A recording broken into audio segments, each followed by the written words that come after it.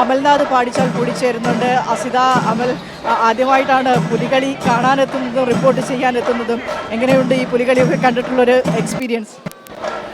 തീർച്ചയായും എൻ്റെ ആദ്യത്തെ അനുഭവമാണിത്. ഇവിടെ വരുന്നതിന് മുന്നേ ഈ നിറങ്ങൾ കൊണ്ടുള്ള അത്ഭുതം ഏതെന്ന് ചോദിച്ചാൽ ഞാൻ പറയുന്നത് മഴവില്ലെന്നായിരിക്കും. പക്ഷേ ഇപ്പോൾ നിലവിൽ ഈ പുലിക്കളി കാണുമ്പോൾ ഒരു പക്ഷേ മഴവിലിന് മുകളിലാണ് ഇവിടെയുള്ള ഈ മനോഹാരിത എന്ന് പറയേണ്ടിയിരിക്കുന്നു. കാരണം കളർ പുലിയുണ്ട്, മഞ്ഞയുണ്ട്, പച്ചയുണ്ട്, ചുവപ്പുണ്ട്, കറുപ്പുണ്ട്, വെള്ളയുണ്ട്, അങ്ങനെ ഏതൊക്കെ നിറങ്ങളുണ്ടോ ആ നിറത്തിലൊക്കെ പുലികൾ ഇവിടെ ഈ തെരുവിൽ ഇറങ്ങിയിട്ടുണ്ട് എന്നുള്ളതാണ്. നിലവിലിപ്പോൾ അടുത്ത ആ പുലിമടയിൽ നിന്നുമുള്ള ആ പുലി വരുന്നേ, പുലി വിളിച്ചു പറഞ്ഞാലോ? തീർച്ചയായും അങ്ങനെ പറയേണ്ടിയിരിക്കും. ഇപ്പോൾ നമ്മുടെയൊക്കെ കണ്ണുകൾ ഇങ്ങനെ തേടുന്നത് അത് ഏത് പുലിമടയാണ് എന്നുള്ളതാണ്. ചക്കാമുക്ക് പുലിമടയിൽ ചക്കാമുക്ക് പുലിമടയാണ്. മൂന്നാമത്തെ ടീമാണ് ഇപ്പോൾ സ്വരാജ് റൗണ്ടിലേക്ക് എത്തുന്നത്.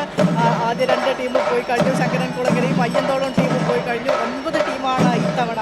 ഏതായാലും ഇവിടെ വിധികർത്താക്കൾ കുഴങ്ങുമെന്നതിൽ യാതൊരു സംശയവുമില്ല. കാരണം പോയ 3 ടീമും ഒന്നിനൊന്ന് മെച്ചമെന്ന് പറയേണ്ടിയിരിക്കുന്നു.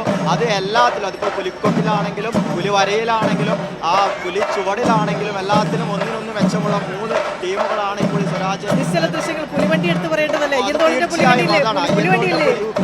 വണ്ടിയാണ് മീൻ വണ്ടി.